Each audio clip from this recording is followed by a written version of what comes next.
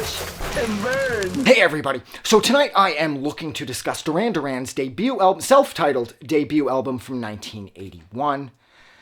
And this record's always kind of like, I hit a roadblock with this album every time I listen to it. Because it opens up with some of the not only most iconic Duran Duran songs, but some of the most iconic songs released throughout the entire 1980s. Mainly, I'm thinking about Girls on Film and Planet Earth, because both of those are on here. And, wow, when you think about the impact that Girls on Film had, just from a video standpoint, I mean, that was the first music video, if memory serves, to feature half-naked women, which now it's Christmas, so it's almost 2024, but in 2023, it's sort of been done like a trillion times, so it doesn't really have much of an impact, culturally, socially, or whatever. No one's even offended by that shit anymore. But at this point in 81, 82, when they shot this video and they had these these chicks wrestling half naked, that had never been done before.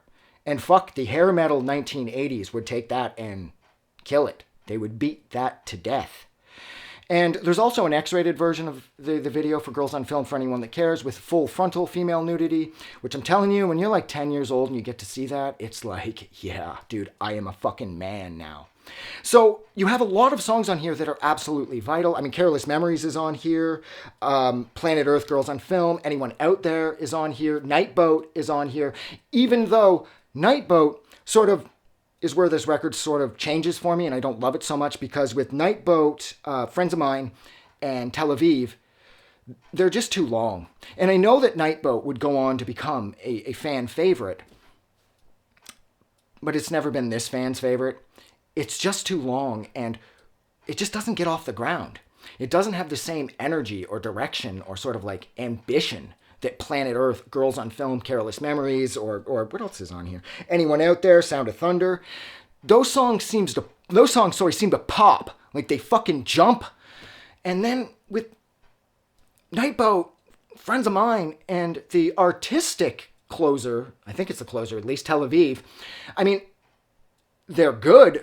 They just can't keep up. And I get that, because I'm telling you, like, when you start off as strong, as this record does, and I mean, when you choose to end on an artistic high note with a track like Tel Aviv, that's cool and everything. But I don't know. It just doesn't seem to have the same mechanics that the other songs on here have. The more fun, the bouncier, the Duran Duran songs that we all love. So half this record is perfect, and half this record feels sort of grayed out. Like, I don't know. Because of the song lengths, I just can't get into them, especially Friends of Mine. I don't love that song. I never have. And it's like almost 6 minutes. I just can't get into it. Now, I mean, when you think about it too, like Planet Earth, the other thing that I thought was rad about this record was that Planet Earth specifically sort of signaled out to the New Romantic movement, like with the line, like some new romantic looking for the TV sound in Planet Earth. And I love that, because at this point, it seems as though Duran Duran had fully embraced the new romantic concept. And I'm telling you, man, if I could be 10, 15 years older, I would have totally been a Blitz kid. The whole Adam Ant thing, like the fashion side of that was so for me. Like whenever I watch Seinfeld and it's the puffy shirt, I always think how I would love to have that puffy shirt, because it's kind of got this new romantic thing. The whole pirate thing sort of has that new romantic vibe going for it. So I could never really understand why Jerry didn't want to wear that shirt in the show. And even at the end of the episode, he puts together that it's actually not that bad looking of a shirt. And so I love the new romantic movement. Everybody from Spandau Ballet to Visage to the Culture Club, everybody that seemed to be a part of that, it's just, everything was so exciting, and I wanted to be there, and unfortunately I was a little young, so I wasn't. So I loved that they tossed in the new romantic connection as well. But yeah, this record is essential, and it's important, but it's not perfect. The second half runs a little long, and even the artwork is kind of minimalistic, especially when you consider how their next record would have a Nagel woman on it. Patrick Nagel's massive massive contribution to the illustrated 80s. I mean, you couldn't get your hair cut back then without being in like a barbershop / salon or whatever, where there would be 1,000 Nagel women everywhere. And it was like, damn, dude, I am such a part of the 80s. Like, I would look around and be like, motherfucker, I'm practically in Duran Duran. Look at all these chicks. She could have been on the cover of Rio. She could have been on the cover of Rio. And so that was cool too, but I mean, that was cool too. No, man, that's not what I meant to say. Oh, Jesus.